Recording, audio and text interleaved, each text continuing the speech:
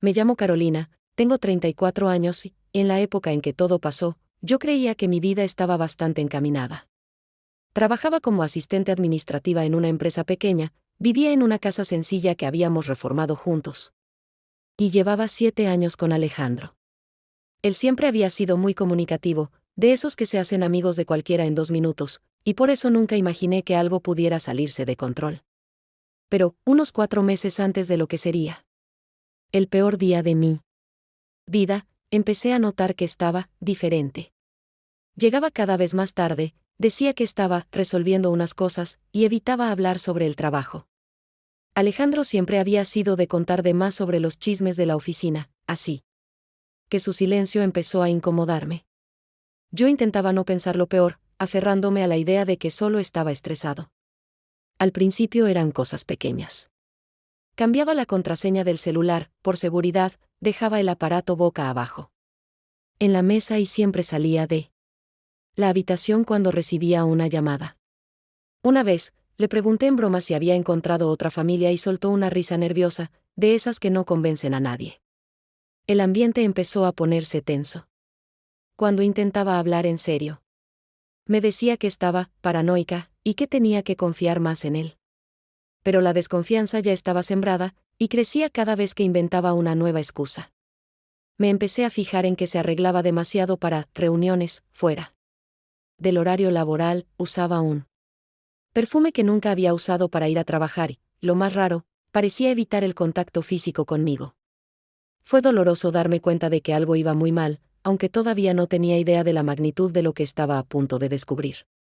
La noche que todo cambió fue un jueves. Alejandro me dijo que iba a quedarse más tiempo en la oficina porque tenía que preparar una presentación importante para el lunes.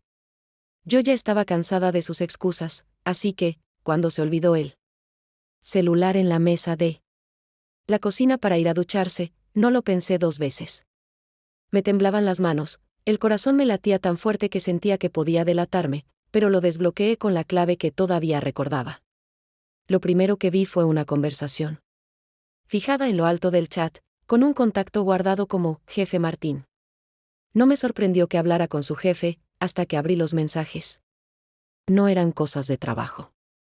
Eran mensajes cargados de insinuaciones, fotos, planes para encontrarse después del horario laboral y hasta conversaciones sobre cómo Alejandro merecía una promoción por todo lo que estaba haciendo por él.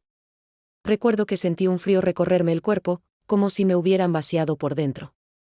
No podía creer lo que estaba leyendo, no solo me estaba engañando, sino que lo hacía con su propio jefe, y todo apuntaba a que su objetivo era asegurarse un ascenso.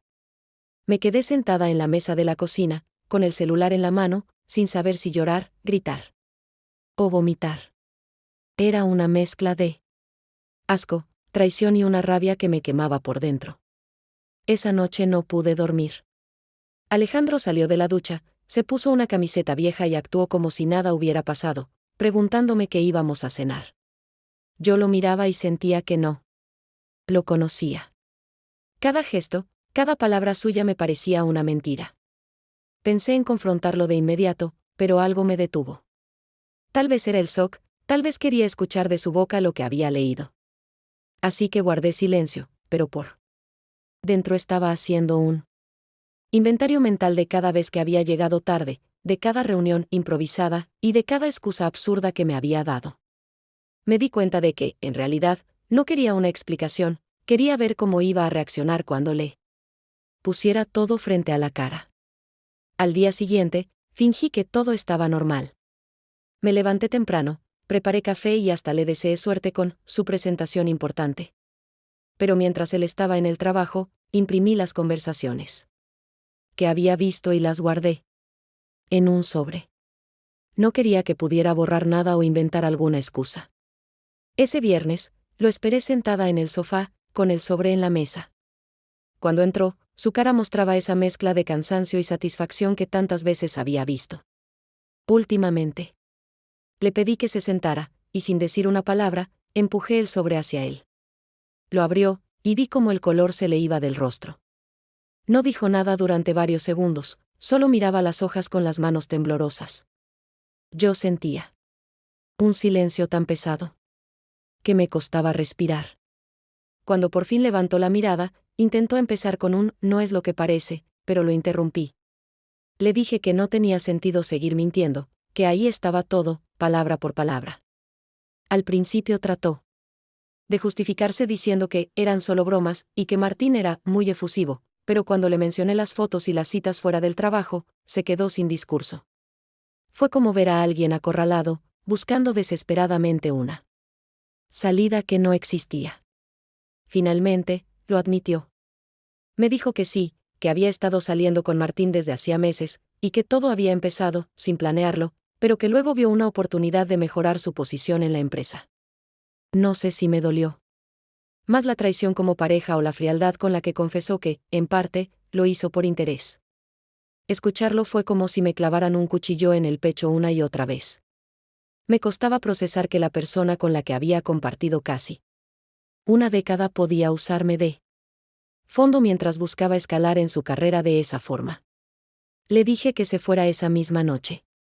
No me importaba si tenía que dormir en el coche o irse a casa de algún amigo, pero no quería verlo un segundo más. Alejandro intentó ponerse en modo víctima, diciendo que yo estaba exagerando, que podíamos superarlo juntos si de verdad lo amaba. Esa frase me hizo hervir la sangre. ¿Superarlo juntos? Él había destruido nuestra relación a escondidas, y ahora pretendía que yo cargara con la culpa de no querer luchar por algo que él mismo había pisoteado. Me levanté, abrí la puerta y le señalé la salida. No gritamos, no lloramos, fue un silencio cortante, lleno de todo lo que ya no tenía arreglo. Cuando se fue, me quedé sola. En la sala, con la luz apagada y él sobre todavía en la mesa. No sabía si sentía alivio o un vacío insoportable. Por un momento pensé que tal vez había reaccionado muy rápido, pero después recordé cada mirada esquiva, cada excusa, cada mentira. Esa noche lloré hasta quedarme sin fuerzas, pero en el fondo, algo dentro de mí sabía que había hecho lo correcto. Era como si una parte de mí se hubiera roto, pero otra estuviera despertando después de años de vivir en una ilusión. Los días siguientes fueron una mezcla rara de caos y silencio. Caos porque de repente tenía que reorganizar mi vida entera, cambiar las cuentas conjuntas, avisar a mi familia, y hasta explicar a los vecinos que Alejandro ya no vivía ahí. Silencio porque, después de tanto tiempo acompañada, el sonido más fuerte en casa era el del reloj en la pared. Me costaba levantarme de la cama, pero me obligaba a hacerlo. Me preparaba un café aunque no tuviera hambre, abría las ventanas aunque no quisiera ver el sol. Sabía que, si me dejaba caer, iba a ser mucho más difícil salir de ese agujero. Una tarde, mientras revisaba mi correo, vi un mensaje de una amiga que no veía desde hacía años, invitándome a una reunión que organizaba con gente de la universidad. Dudé mucho antes de decir que sí, pero al final acepté. Esa noche, al volver a casa después de reírme como no lo hacía en meses, me di cuenta de que había pasado varias horas sin pensar en Alejandro ni en lo que me había hecho. Fue un momento pequeño, pero importante. Me di cuenta de que mi vida podía llenarse de otras cosas, de otras personas y de otros motivos para sonreír. A partir de ahí, empecé a decir que sí a más cosas. Me inscribí en un curso de diseño gráfico online, algo que siempre me había llamado la atención pero que nunca me había animado a hacer porque Alejandro decía que era pérdida de tiempo. Volví a salir a correr por las mañanas, como hacía antes de conocerlo, y poco a poco fui recuperando esa versión de mí que se había quedado guardada en algún rincón. No era fácil, había días en los que me sentía fuerte y otros en los que me derrumbaba por cualquier recuerdo. Pero entendí que sanar no es lineal, y que cada pequeño paso cuenta, aunque sea imperceptible. Para los demás. Un par de meses después, me encontré con Martín en un supermercado. Iba solo, con una cara que no tenía nada que ver con la prepotencia que mostraba en las fotos que vi en el celular de Alejandro. Me miró, bajó la cabeza y se alejó sin decir nada. No sentí rabia ni tristeza, sentí indiferencia. Fue ahí cuando supe que realmente estaba avanzando, porque ya no necesitaba respuestas ni venganza. Lo que había pasado decía más de ellos que de mí. Y por primera vez en mucho tiempo, me sentí en paz conmigo misma. Hoy, mirando hacia atrás, Me doy cuenta de que ese día en la cocina, con el celular en la mano, no fue solo el momento en que descubrí la traición.